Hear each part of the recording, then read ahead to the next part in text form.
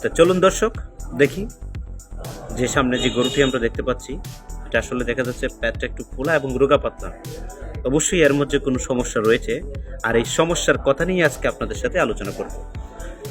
আমাদের সাথে রয়েছে একজন প্রাণী চিকিৎসক, দেখি উনি কী বলে, এবং ওনার সাথে আমরা এখন এই মুহূর্তে এই গরুটির বিষয়ে কথা বলবো। তো খামারিভাবে রয়েছে, যাক দেখি আমাদের প্রাণী চিকিৎসক উনি কী বলে। জি, আসসালামু আলাইকুম। বিশেষ করে আমরা বলতে পারি আমরা হাওড় অঞ্চলের মানুষ। আমরা সারা বছর ধান নিয়েই ব্যস্ত থাকি। পশু পাখিগুলোকে আমরা অনেক অবহেলা করি। অনেক সময় দেখা যায় জন্মের পর থেকে তাদেরকে কৃমি ডোজ দেওয়া হয় না। অনেক কৃমি ডোজ না দেওয়ার কারণে লিভার ফাংশনে বিভিন্ন রকম ঝামেলা হতে পারে। অনেক সময় দেখা যায় লিভার ফ্লুক হয়ে যায়। তখন তারা যখন আমাদের কাছে আসে তখন আমরা তাদেরকে লাস্ট স্টেজে চলে যাই।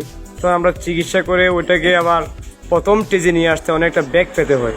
তার জন্য আমরা অনেক সময় দেখা যায় কৃমি ডোজ দিই, তার পাশাপাশি আমরা লিভার টনিক দিই, যেটার নাম হলো রেস্টোলিপ। অত্যন্ত ভালো মানের একটা লিভার টনিক।